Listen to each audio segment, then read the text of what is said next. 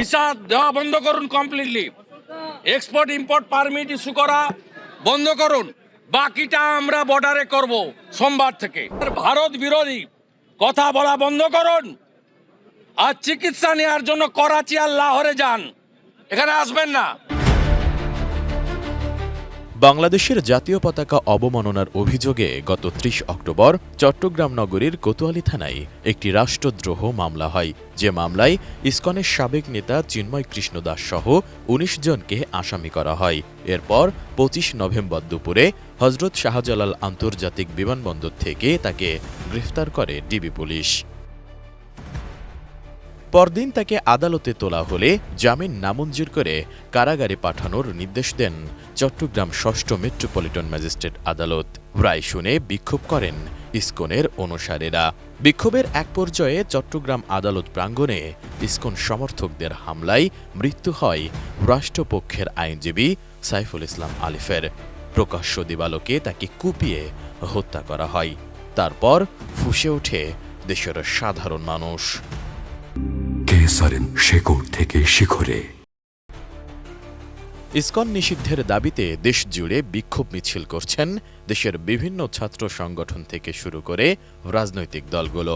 শুক্রবার জুমার নামাজ শেষে ইসকন নিষিদ্ধের দাবিতে সমাবেশ করেন ইসলামী আন্দোলন সহ অন্যান্য ধর্মীয় দল।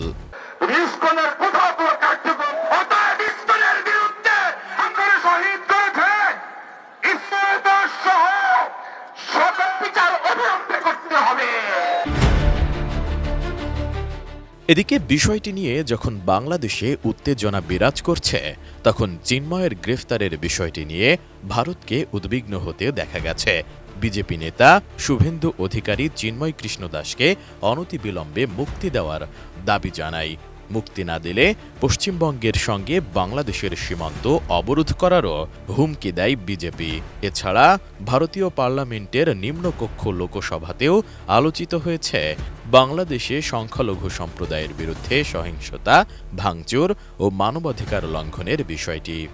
जो सारे हिंदू समाज का आवाज बुलंद किया, हिंदू हृदय सम्राट चिन्मय वीर सन्यासी चिन्मय कृष्ण प्रभु को without any condition Bangladesh government रिहा करे। आज हम लोग धर्म के पक्ष में हैं, आज सत्य के पक्ष में हैं। ये कहना है कि चिन्मय कृष्ण प्रभु को रिहाई करना है, हिंदू ऐक्य, हिंदू का संपत्ति, हिंदू का निरापत्ता সেখানে ঠিকঠাক करना है। ভারতীয় সংবাদ মাধ্যম এনডিটিভির খবরে বলা হয়েছে, বাংলাদেশে সংখ্যালঘু হিন্দু সম্প্রদায়ের বিরুদ্ধে সহিংসতা ও ভাঙচুরের ঘটনা বৃদ্ধি পাওয়ায় মানবাধিকার লঙ্ঘনের বিষয়ে উদ্বেগ প্রকাশ করে ভারতের পার্লামেন্টে প্রশ্ন তোলা হয়।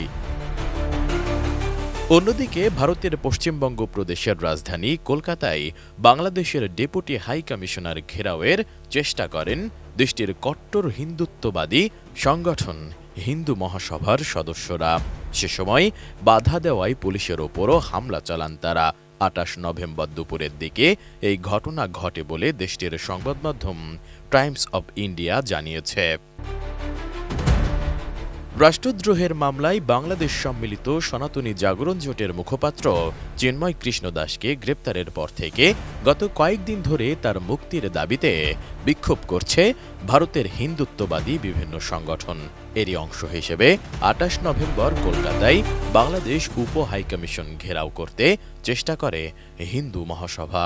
ওই সময় পুলিশের সঙ্গে হিন্দু মহাসভার সদস্যদের ধস্তাধস্তি হয়। এ ঘটনায় নিন্দা জানিয়েছে বাংলাদেশ পররাষ্ট্র মন্ত্রণালয়।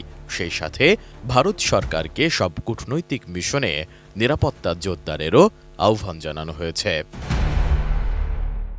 S I Raj, ATN news.